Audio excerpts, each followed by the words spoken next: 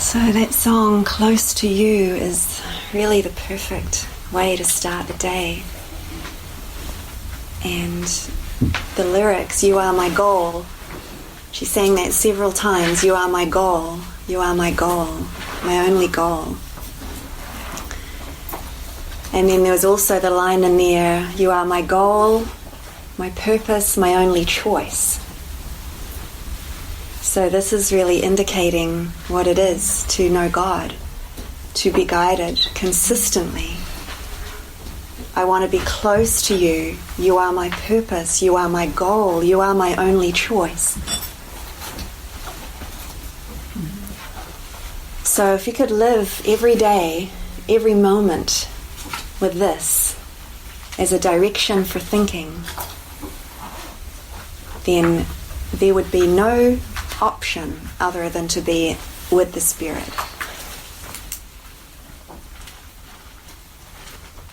You are my goal. You are my purpose, my only choice. So I'd like to start off by just sharing a parable, a story of what has happened in the last few days or the last week, just as a demonstration of guidance and trusting completely in guidance that the Spirit is in charge and that everything is taken care of.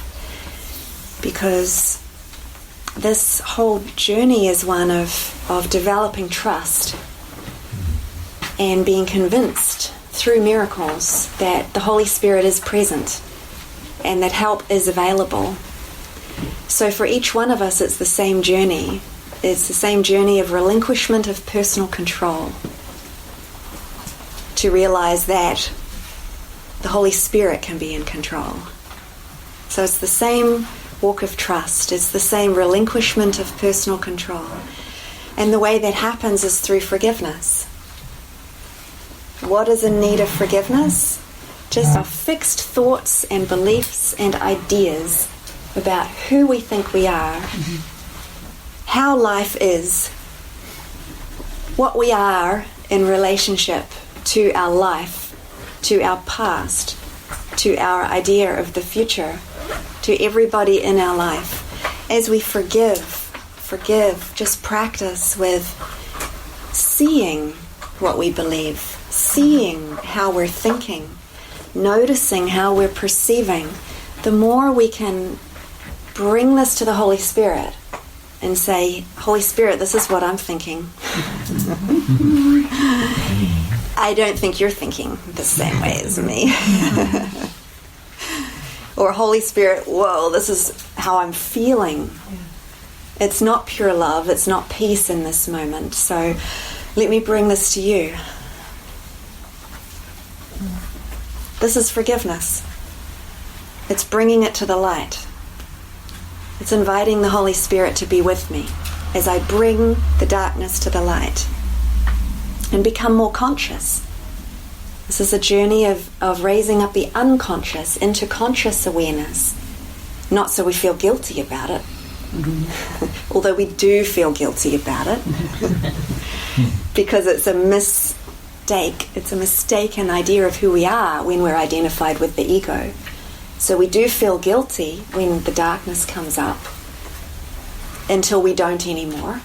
That's just part of the process until the happy learner kicks in, and then it gets lighter and lighter and you find things funnier and funnier instead of devastating. So this is our journey, is bringing the darkness to the light, becoming more conscious by being willing to be present, being willing to see, wanting to see. That's a choice, that's a decision. And just by that invitation, we learn the Holy Spirit is here. The more you can remember to turn to the Holy Spirit, not necessarily expecting something of the Holy Spirit all the time, but it's a direction of wanting to be aware that the Holy Spirit is present. That's enough. That's enough of an invitation. I found the more you can let go of demands and expectations, even I need your help and I'm going to recognize it if I see it or hear it in a certain way, the more we can really release expectations, the more we can be open to the surprise.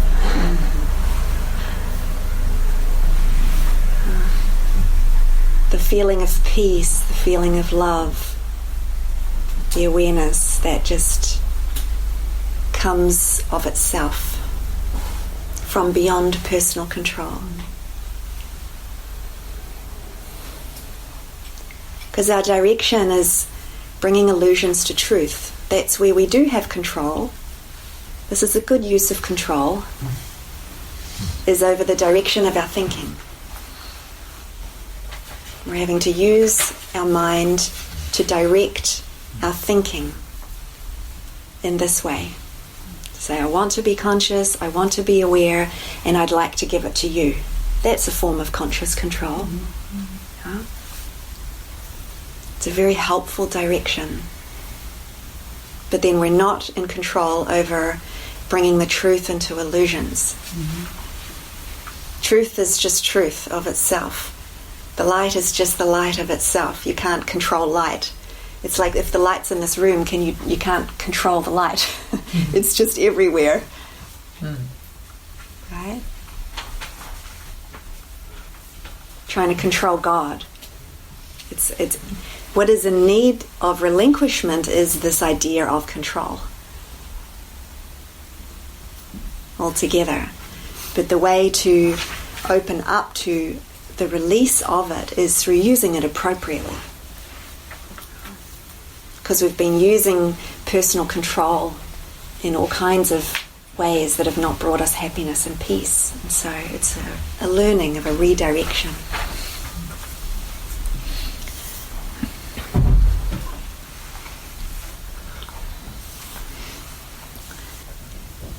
So I'm here in Holland, and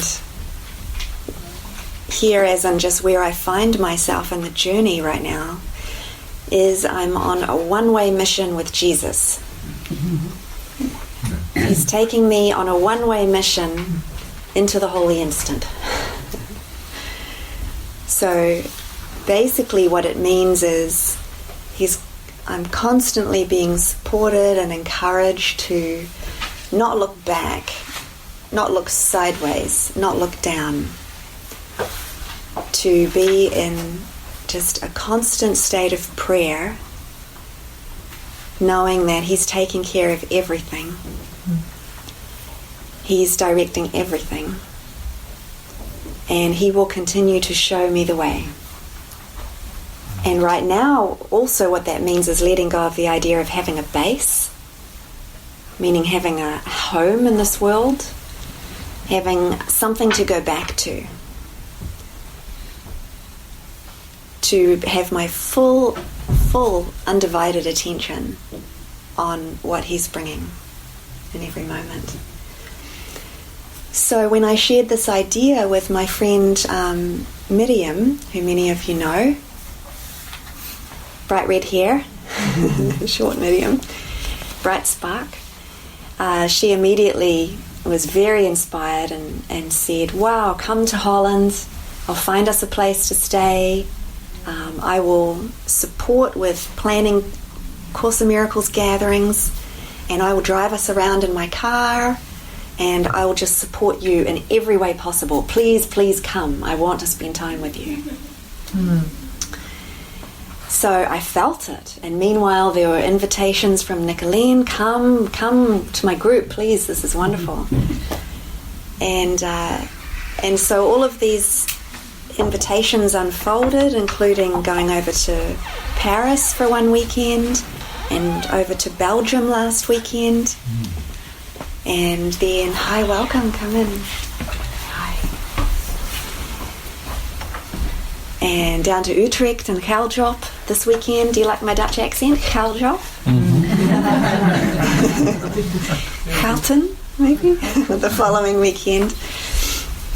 And we were together for, I think, a week, maybe 10 days, in a place further east from here by the water. And then Miriam had this prayer for healing to undo the doer. And because as soon as she started to move or get busy with doing something, immediately she would go into this doer.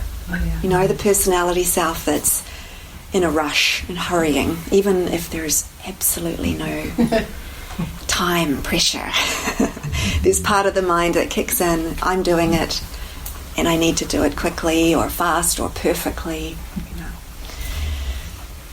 And so I would often just put my hand on her and sing the song from St. Francis.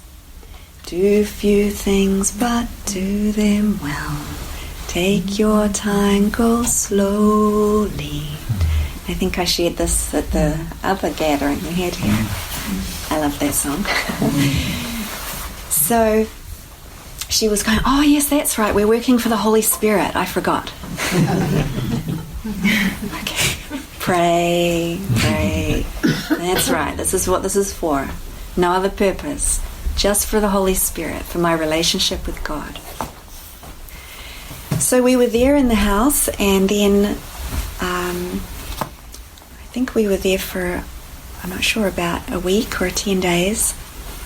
And then she started to experience intense dizziness, like vertigo. You know vertigo? It's where you, the vertigo, where all the room is spinning.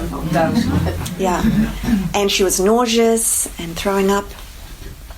And she was like, whoa, I don't know what's wrong. And so I was just with her, in prayer with her, caring for her, looking after her when she was being sick. And it was very intense for one day and then 2 days. And I started to hear, okay, Miriam will not be coming with you for the next gatherings, to go to Belgium. And she was going to do all the laundry at her friend's house nearby. She had the car, so she was going to do the grocery shopping. So I'm like, okay, Jesus, it's you and me. So I researched a laundromat, and we did the laundry, grocery shopping, got the grocery, cooking food for us. I'm like, okay, Spirit, how am I getting to Belgium? Meanwhile, with Miriam, prayer, looking after her. After 3 days, she said to me, Kirsten, I have never experienced this before in my life. Because she could feel in my heart, in my mind, there's nothing wrong. There is a deep call for healing, a deep call for love. And we never know how this healing is going to play out. She said, Kirsten, I've never been loved like this before. And I've never been cared for like this before. And it just really touched my heart. It was such a confirmation of Jesus' plan for us. And so it was a total flip. She thought she'd be supporting me, and here I was supporting her. She had a call to know her worthiness, to know she was loved by God. And she'd noticed when she was around me, she'd been getting nervous and wanting to please me, wanting to do the right thing.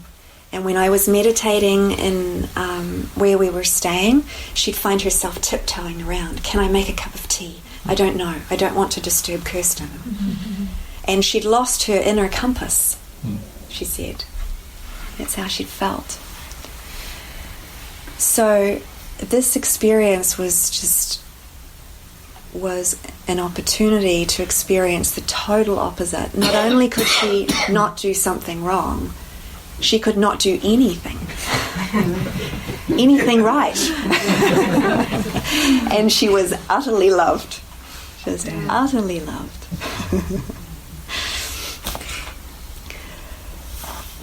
So then I went into prayer. Okay, Spirit. Okay, Jesus, Belgium is your event. How are you going to get me there? And so our friend Neda Bowen, some of you know, she came to mind. Neda, what are you doing this weekend? I know she has a car. She said she'd love to come and be with me anytime. She said, I'm busy this weekend. And I said, well, I need to get to Belgium. And she said, Ignatius. There's this young man, he came, Course in Miracles student from South Africa. Oh, yeah. He came to Into the Kingdom retreat in Barlow, and we met at one point, and it was a synchronistic meeting, and he just said, oh my God, I am so excited seeing you guys in volunteering, working for the Holy Spirit, in collaboration. He said, I'm so lit up by this. I want this. If there's any opportunity to collaborate, please let me know. I'll do anything. So I thought, okay, Ignatius. Yeah, I feel very open. But I could see the thought, well, if there's someone from around here who's driving, I think it would be easier, it would be lighter on my mind. Then I don't have to think about, because he wrote and he said, so this is all very, very fast. I wrote to Neda, she said Ignatius, I started to pray, think, well, a car would be good. He wrote to me within a minute. And he said, I heard you need help to get to Belgium. I would love to come with you, but I can't drive. I don't have a driver's license. Okay. Miriam had offered her car, so I had a car. I just needed a driver. So I was like, okay, Jesus, well, a car would be really nice. Then I can just pray and meditate. I don't have to think. So I'll just see. So messaged Nicolene. She said, sure, I'll ask my group this week and see if anyone would like to go with you and drive to Belgium. And then meanwhile, I had a communication with Ignatius and my mind lit up. It was like, so bright, unmistakable. I thought, okay, I think it's Ignatius. Should I tell Nicolene, don't talk to your group? I'll just wait. I know that his plan, is always revealed. So I thought, okay, I'm open. I still don't know how I'm getting to Belgium. Ignatius said he'll come with me. So I wrote to my host and friend Heiloo and said, okay, Miriam can't come. She's not well. So I need to get to Belgium. Do you have any ideas? And immediately they wrote back, yes, the train.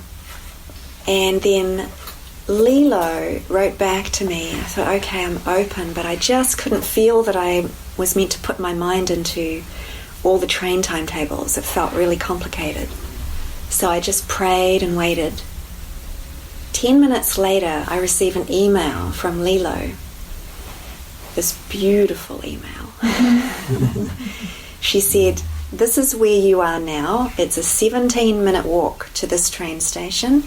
Here is the link to buy your ticket. And then it takes this long to get to the train station in Amsterdam. I would suggest you take this train at this time. Here is the link to book your ticket. And then you catch that train to Amersfoort.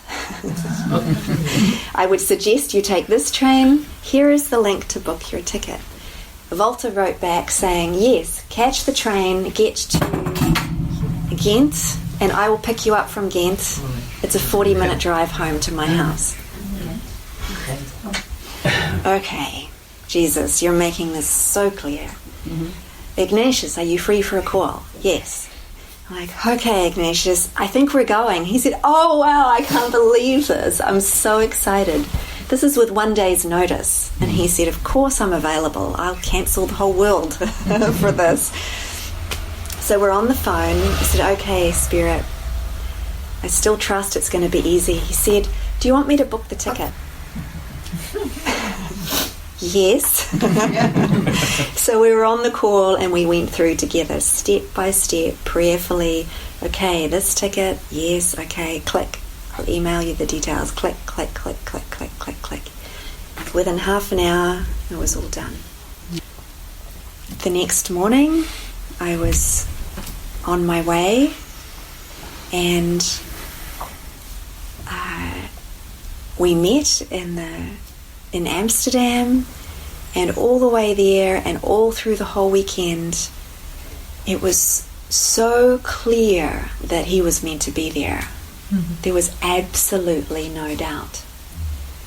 And it turns out he and Walter were roommates at Into the Kingdom retreat in Barlow. They were roommates in the room number 1. So they already knew each other. They were in tears when they saw each other, when Ignatius showed up with me at Walter's house to spend the whole weekend together. And Ignatius was so linked up with me in mind. Anytime I had the thought, I need something, he's right there. Can I help with something? Like the Holy Spirit sent him. You need a drink right now? Do you need? And I was like, yeah, something with the stereo or something with the drink or like whatever it was. He was just right there in such prayer and presence. So, and even on the way home, I had this thought, I've got too much luggage with me. You know, I came with summer clothes and winter clothes, not knowing how long I'm staying. I thought I could do with a smaller case. I had a flash of shopping in Amsterdam. How's that going to happen? So I said to Ignatius, and you know, we had these deep conversations on the train, and he was just like lit up, and so many miracles, just like click, click, click, click, click in his mind, and then dropping into deep prayer and meditation. On the way back, I said, I've had this idea about my luggage case. I need a smaller case. And I had this idea of shopping. He said, yeah, there's shops in Amsterdam train station. How long do you have between trains? We could do it. We had 25 minutes between trains. And we got off the train, flowed like water. You know, into this luggage store. We walk in and I'm like, oh wow, that's the perfect size case. I pick it up, it's so light, like there's a light suitcase. Like, is it possible? How much time do we have? Yeah. I bought a luggage case. We get back up to catch the same train, because I was open to changing the trains, of course. And we're waiting for 5 minutes for my train with my new luggage case. So when it's Jesus' plan, it is so effortless. So effortless. Nothing can go wrong. Because when it's his plan, he's going to keep providing the means, you know, to help us follow through on his plan. And it's always for healing. It's always for healing if we see it this way. If our mind is so riveted on, I just want to be close to you. You are my purpose. You are my only goal. You are my one choice. There's nothing else going on here. Miriam getting ill is not an obstacle to God's plan. If I choose to see it like this. Having to catch a train instead of being taken in a car. It's an opportunity for more miracles. It's an opportunity for more surprises. If I choose this as my only goal, my only choice, my only purpose, then that is what will be given me as my experience. Nicolene, you have a question? I forgot to ask the group. Oh yes, the other miracle. Nicolene was going to help out by coming and telling the group, like, would anyone like to drive to Belgium with Kirsten? She completely forgot to ask.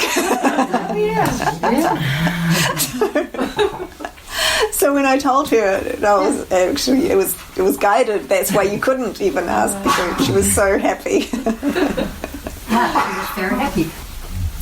So I still have the same. Like, Miriam was going to come with me down to Utrecht, stay overnight, drive to Heiloo, Heiloo together, and then come back.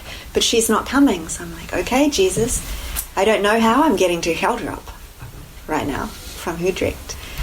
But again, whose gathering is it? It's Jesus' plan. It's Jesus' gathering. He wants me in Heiloo, so he will get me there. Not because it's doing me a favor. That's the other thing. It's because it will be someone's joy. And that's what I'm interested in. I'm following the light. I'm following the joy. I'm going for the miracles. So even accommodation, there's a shift of accommodation, and I want to go where there's such a open-hearted, please come because I want to be with you. Then that's where there's this invitation for miracles happens. Because there's a friend in Utrecht I'm going to stay with on Saturday night. That was already planned. And so I wrote and said, would you like to come with me on Sunday and drive me to Heiloo? And she wrote back saying, yeah, I'd be open to driving you, but I don't feel called to stay at the gathering. And I could immediately feel, okay, that's not the plan. I don't want her to do me a favor to drive me somewhere. I'm going to wait and stay with the openness. Okay, Spirit, show me your plan. Make it obvious. Wait until someone's like, oh, wow, really? I get the opportunity to drive with you and go to a gathering? That's what we're worthy of. We're worthy of that spark. That spark leading the way. But if I'm thinking of myself as a person and I'm worrying about how am I going to get there, I'm going to be grabbing for getting a ride, getting what I need. But this is a total it's a forgiving, a letting go, that I personally need something from the world. I don't need anything from anyone. It's like the light is showing me. The Holy Spirit is taking me there.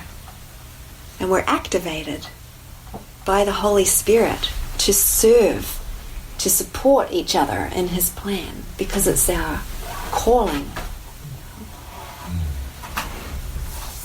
Yeah. I was willing to drive to Heiloo, but I'm a little bit stuck in. I'm doing work for Miracles in Contact on Sunday with Willem Claudemans, so I have to cancel that. So I'm praying, but I don't know what the answer is. I really love to do that, but I'm also thinking that I don't know if it's guilt when I cancel the other thing, or I don't know. And I thought today I will know, but I still don't know. Perfect. So Evelyn, so this is Evelyn, and she is coming to Utrecht. Yes. And we'd been in contact before. She invited me to come and stay at her place at some point, just to be. Yeah. And then Evelyn offered and said, I'd be open to, again, happy to take you to Heiloo, but I've already committed to Miracles in Contact, a gathering on Sunday. So it's in prayer. So it's good. And that's it. It's a communication. Yeah. Like, what is the guidance? Yeah. Is the question. And how do we know? I can just say, okay, I don't go to them. That doesn't feel good. And to go there and not doing anything with this invitation, it isn't good neither. So I want to have a little more time to explore. Perfect. Perfect. Thank you. And we see each other on Saturday again. Yes. Perfect. Yeah, thank you. It's great to have a real live mission to welcome into prayer. And the most important thing, what I find, is because as soon as we become aware of a plan, there's concern and often a feeling of time pressure. Like, I need to know the answer now. It's like this belief in time is so strong and so ingrained, and with it comes guilt. Because if you believe you're a person in time, guess what? You're not the Christ. You're not the Spirit if you're a person in time, and so you will be experiencing guilt. They go together. You can't have one without the other. So it's almost an automatic reaction to the light or the prayer or Spirit. Then, okay, now there's a plan, and if you have this like shift in consciousness from prayer, openness, I'm willing to be shown, to I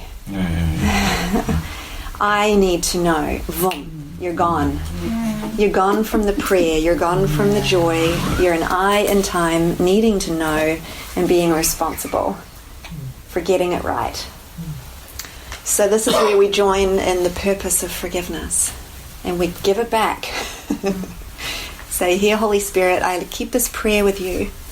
I give this to you. I want to be shown from a place of no pressure, from a place of healing this belief in time. And I join with you fully. We don't need to know. I'm not under pressure, so you certainly don't need to be under pressure. I know that I will get there, and I know it will be obvious. It'll be revealed. Yes, that's what I think too. It's really a difference from other times. Yeah. Now I know you will get there. Yeah. Whatsoever. Yeah. I really want to do it, but I don't know if it's my own me, or is it a greater me. Yeah. That's what I want to explore. Yeah. Perfect. Yeah. The greedy, yes. Let us be together. If it's not the way it has to be, then it's not good. So. Yeah, and you also want to be in integrity with if there is already a commitment to something that is the Holy Spirit's plan, then it's important to keep the commitment for that integrity, because that's our core lesson. Actually, as we're learning integrity, we're learning in the course. Jesus has this very impactful description of honesty in the Manual for Teachers, where he describes honesty is a state of mind, a state of being. It's where your thoughts and your words and your actions, they all line up. So you say what you mean what you say, and you follow through. Because if you're following the Holy Spirit, there's a consistency. No, the Holy Spirit's not all wishy-washy and pulling out at the last minute and changing plans, saying, yeah, I did arrange a gathering, Nicolene, and I know everyone's coming up from all over, but sorry about that. I don't feel it. So when we make a commitment, and we're making that commitment, and we know we're making it for the purpose of integrity with the Holy Spirit. It's different if you feel like you've made a decision out of guilt, and you've made a commitment out of guilt, out of people pleasing. Then it may be the Holy Spirit's plan for you to dare to be unwound from that commitment by being honest, by being in integrity and saying, look, it really just doesn't feel right. I've actually gone against my inner listening, and I'm really sorry, but I'm really going to have to pull out of this. Otherwise it's going to be a terrible experience, because I made this decision out of guilt and people pleasing. But it's different if you've made a commitment and there's an integrity to volunteer at a function that is in support of awakening and the Holy Spirit's plan, and then it may be that is what you are to follow through with, unless the Holy Spirit rearranges it. Because it's like we're all, how could I describe it? We're all puppets on the Holy Spirit's strings. And we're all, as far as the Holy Spirit's concerned, we're like replaceable parts. It's like if there is a play and one actor gets sick, you can bring in the next actor to play that part, right? No problem at all. There's a second who can come in to play that part, so the part gets played. So the Holy Spirit can rearrange the characters, can rearrange with the puppets. We're just here to serve God, to be happy. You know, we want to be on the Holy Spirit's strings, so He's moving us around, telling us where to go, how to share His miracles. And sometimes there's like an exchange of puppets. So that has happened before. I've had that experience where there was a retreat planned and there were facilitators for the retreat, and then not long before the retreat there was a major shift that became very obvious, and two of the teachers swapped places. But the teacher it wasn't that there was a lack in any way, there was just a replacement of the teachers for that retreat. So if someone comes up to you and see, as you're in prayer, like, where am I to be, and says, I'm totally available, I really want to do this Sunday, and they already know everything that you would be doing, that might make it obvious that you are replaceable, you know, and could be freed up, and it's not breaking any kind of commitment or integrity. So,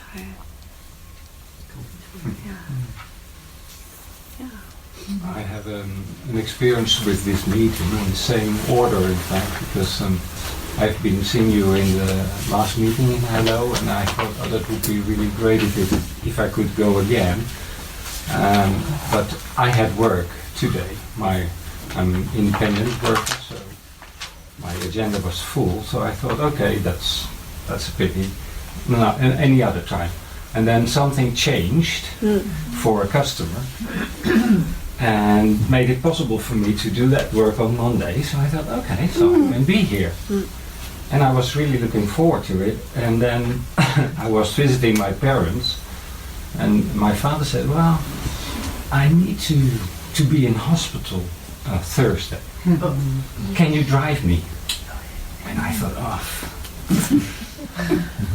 okay. And I was in doubt, because I thought, but I really want to go to this meeting with Kirsten, and I would feel really guilty if I don't bring my father, because he's 89 and I need to do that. And I said, okay, let me think about this, because I have to check. And so I waited a couple of days before deciding, and then my parents called me and said, well, we've been finding the neighbors ready to drive your father. I thought, okay. Thank you. But the struggle with guilt was enormous, in fact. Yeah. You know? Even now, there is this voice saying, you should have been driving your father. Yeah.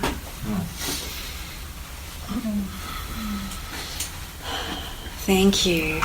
Thank you. Yeah, we just join with you in the healing of allowing it to come up, just allowing the guilt to come up and move through. And I'm so glad that you just didn't compromise. You just let it be obvious, and you just stay with, what is it that I truly want? What is my one choice? What is my one goal? Truly, I want to be close to you. What keeps supporting me to be close to you? And we're all being shown, this is the lesson, I think, is we're all being shown that when we put this first, everything else is taken care of. That's something we do need to know. Because it is difficult, because there's guilt and the mind is so convinced. Jesus says that, calls this role that we've taken on for ourselves as the hero of the dream. The hero of the dream. We're all the hero. You know the word hero? Yeah. We're the hero of the dream. We've set ourselves up to be the one who's responsible for our life and taken on that personal responsibility for all kinds of aspects of life. And with this role that, again, it's not Christ. What responsibility does Christ have? Absolutely none. Absolutely no responsibility at all. Can you imagine that? Christ is pure love. Pure love. Just that. Only love. Spirit is just pure spirit. What responsibility could there be? To what? To who? For what? For who? So this responsibility and being special, which is at the core of being the hero, is being special, being needed, playing an important part, very important part, being relied upon, being needed. And then all of these traits that, even though they're very good human traits, as far as if we're really shifting from total wrong-mindedness with a total lack of integrity for everything and being completely unhappy and miserable and just being in a state of total blame and projection, you could say it is grow in awareness of helpfulness, of developing a sense of integrity, of kindness, of loyalty, of generosity, of doing the right thing. And yet all of this, if it is still a self-concept that doesn't really know what the loyalty should be to, and doesn't really know fully what doing the right thing is, if it can still involve guilt, then there's still healing. There's still need to be shown. So what we're learning through this opening up with like this beautiful example that you've shared, is show me that I'm not needed. Wow. Yeah.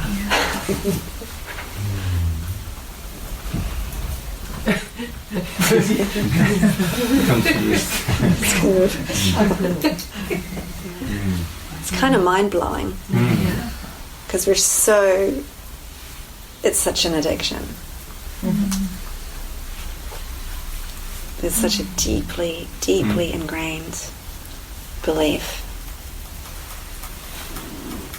We really do believe that the world will not function without us.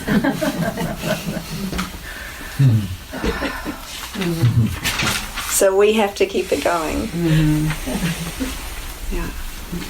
We have to keep it going. And here's the wheel of, call it what you will, karma, you know, samsara, lifetime after lifetime. And it's still being played out in this lifetime until we go, hang on a minute. Hang on a minute. I can see that now. I can see that. I'm choosing for something else now. Like we have to learn to forgive, learn to release this role that has been set up to be able to serve another purpose. This is utterly confusing because I feel inside that it goes against my upbringing completely. I have had a Christian upbringing, and in fact the message was that you should help, be needed, right? And do good and help others and be available and choosing for myself to go here is egoistic in that upbringing. You see. So it's complete shift of paradigm. Yeah. Which I find pretty disturbing. Yeah. Difficult to find out. Yeah, here we go again. What is right and wrong? Trying hard to be not egoistic, and in fact, maybe being very egoistic. You know, I'm really confused. Yeah.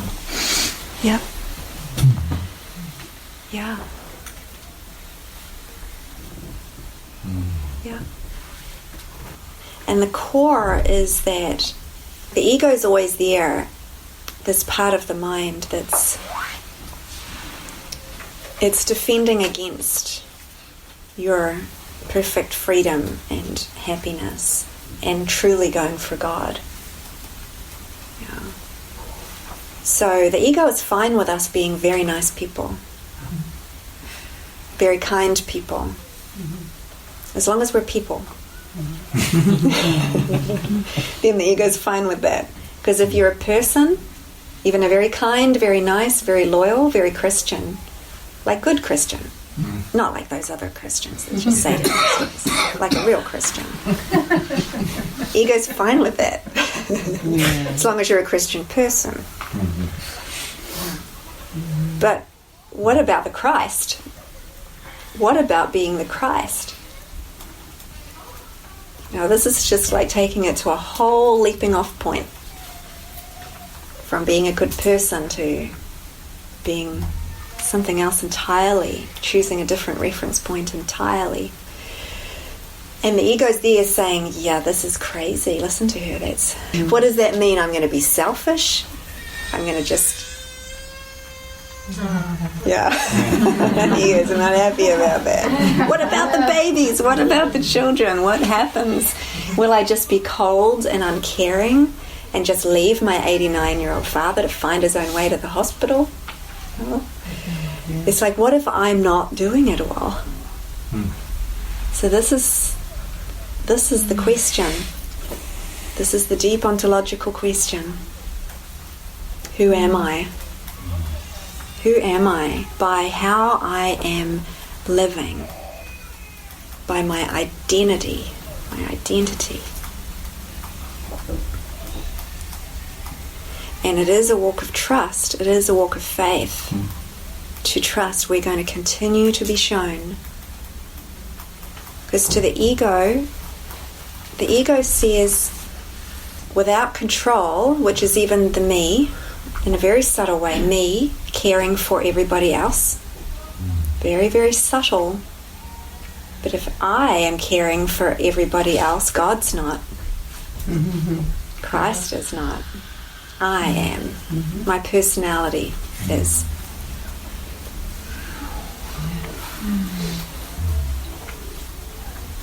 The ego says without control, all would be chaos. Right? If I'm not, then it's just going to be chaos. The Holy Spirit says, no, without control, all would be love.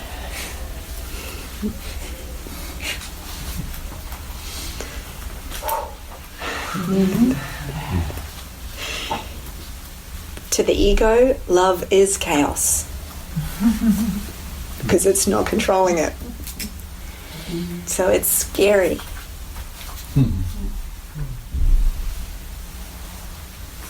Because all the ego knows is control, or the personality self, or the self-concept.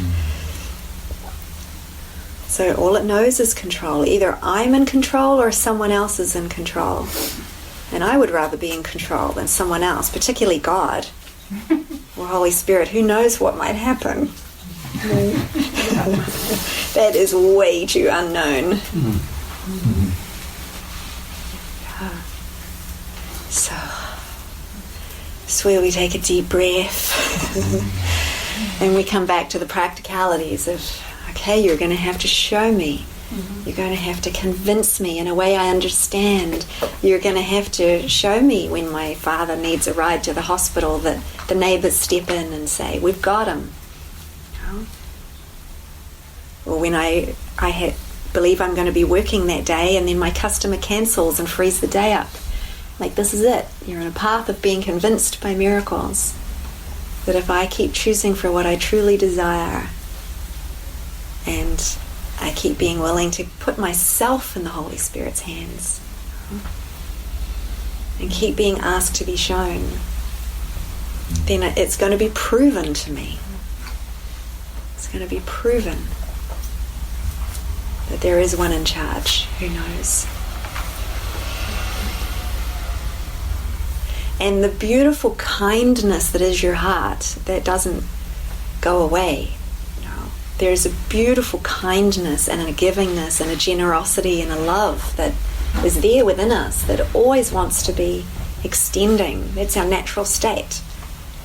As a creation of God, our natural state is to be creating, which is extension, extending the love that we are giving. But it is a different experience when it is just purely the love or purely the spirit. When the purpose is without guilt, without personal fear, without personal concern, without personal responsibility, then we can truly be joyful, no matter where we are and who we're with and what the situation is. I can be there with Miriam who's throwing up, and I just love her. I just feel all this love of the most loving parent, just like stroking her back and just being with her. Feeling so grateful for the opportunity to love her. She's usually too busy helping me.